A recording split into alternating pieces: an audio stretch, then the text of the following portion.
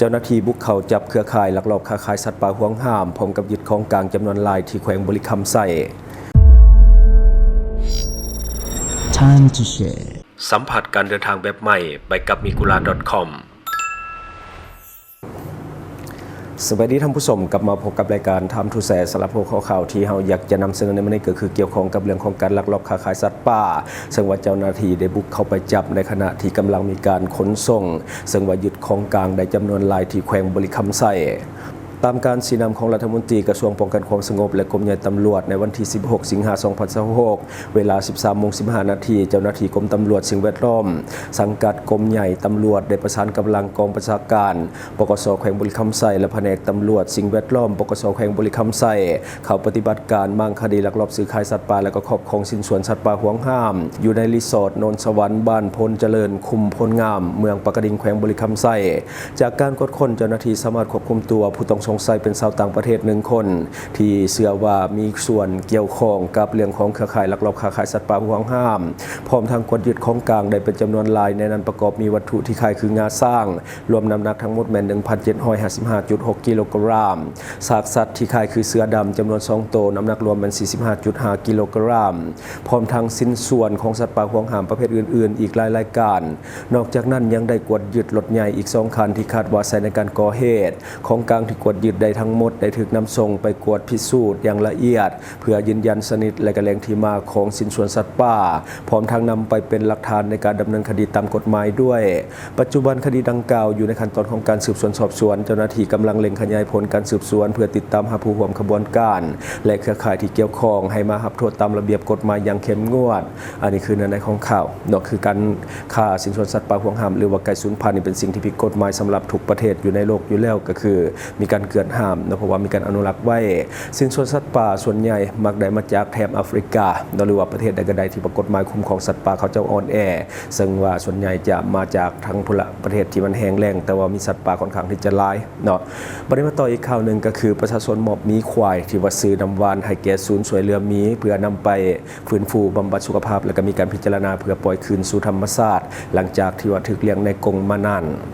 วันที่ 13 สิงหาคม 2026 ที่บ้านดงพลแห่เมืองหัดไซฟองนครหลวงเวียงจันทร์ได้มีพิธีมอบภาพสัตว์ป่าประเภทห่วงห้ามหรือว่าบัญชีหนึ่งก็คือมีควายเป็นมีดำเป็นเพศแม่1 ตัวให้แก่ศูนย์ช่วยเหลือมีและก็อนุรักษ์พันธุ์สัตว์ป่าของหลวงพ่อบางหรือว่า Free the Bears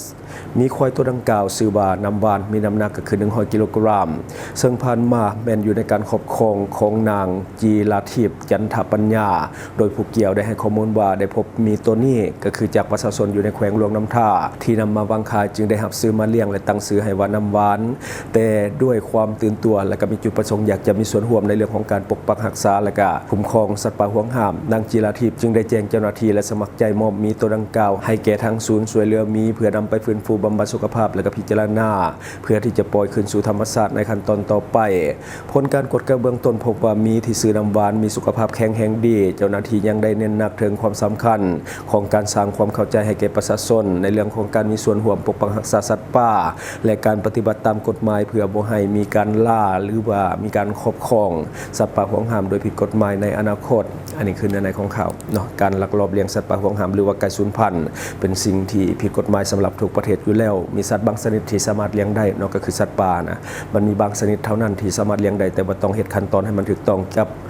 กับหน่วยงานที่เกี่ยวข้องบ่ว่าจะเป็นกสิกรรมหรือว่าสิ่งแวดล้อมยังก็แล้วแต่เนาะที่ว่าเพิ่นอยู่ในการคุ้มครอง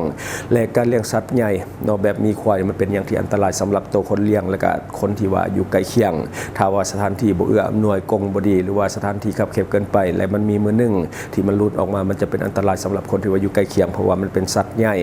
การปล่อยคืนสู่ธรรมชาติเป็นสิ่งที่ดีที่สุดให้มันได้อยู่ในบ่อนที่ว่ามันควรจะอยู่เนาะสัตว์ป่าก็ต้องอยู่ในป่าเป็นสิ่งที่ถูกต้องบัดนี้เฮามาต่ออีกข่าวนึงก็คือเจ้าหน้าที่ปกส.แขวงเวียงจันทร์ได้กวดล้างเครือข่ายอาชญากรรมทางออนไลน์จับกุมผู้ต้องสงสัยได้ทั้งหมดเป็น78 คนกองบัญชาการปกส.แขวงเวียงจันทร์รายงานว่าในวันที่ 12 สิงหาคม 2026 เจ้าหน้าที่ตำรวจวิสาสะเพาะสังกัดกองบัญชาการปกส.แขวงเวียงจันทร์ได้ประสานกำลังกับปกส.เมืองวังเวียงเข้ากดกับเป้าหมายต่างประเทศที่เข้ามาเซาพักอยู่โรงแรมและต้องสงสัยว่าใช้สถานที่ดัง งกล่าวเป็นสถานในการเคลื่อนไหวของอาชญากรรมผ่านระบบอินเทอร์เน็ต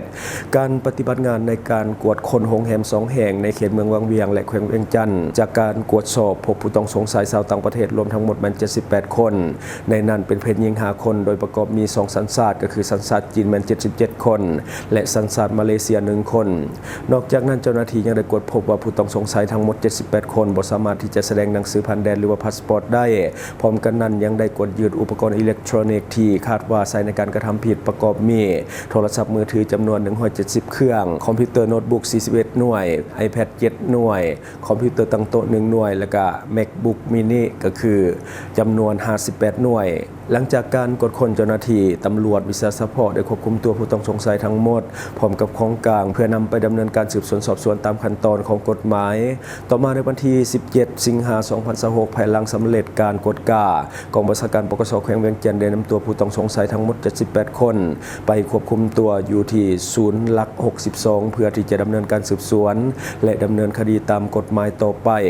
กรณีนี้สะท้อนให้เห็นว่าเจ้าหน้าที่ปกสแขวงเวียงจันทน์กำลังเพิ่มความเข้มงวดในเรื่องของการปราบปรามเครือข่ายอาชญากรรมข้ามชาติและการกระทำผิดผ่านระบบอินเทอร์เน็ตทั้งนี้ผู้ถือควบคุมตัวทุกคนยังถูกพิจารณาเป็นผู้ต้องสงสัยและคดีจะถูกดำเนินต่อไปตามผลการสืบสวนและก็ข้อเท็จจริงที่เจ้าหน้าที่พิสูจน์ได้อันนี้คือเนื้อในของข่าวเนาะมันลายจนว่าจับทุกมือส่งกับทุกมือกับบ่หมดเนาะถ้าอยากให้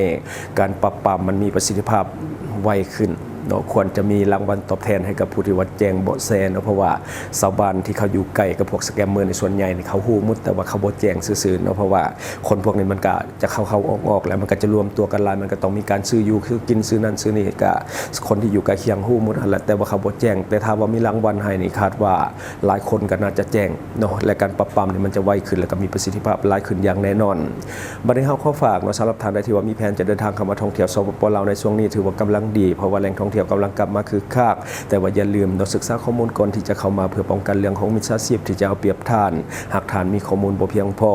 ท่านสามารถเข้าไปหาข้อมูลทุกอย่างได้ที่เว็บไซต์ migulao.com ซึ่งว่าเป็นเว็บไซต์สนองข้อมูลการท่องเที่ยวลาวแบบฟรีข้อมูลที่ท่านจะได้จะมีข้อมูลสถานที่ท่องเที่ยวใหม่ๆในลาวข้อมูลร้านอาหารต่างๆข้อมูลสถานที่บ้านพักโรงแรมข้อมูลเรื่องของการเช่ารถหรือว่ารถพาเที่ยวข้อมูลของพนักงานนำเที่ยวหรือว่าบริษัทท่องเที่ยว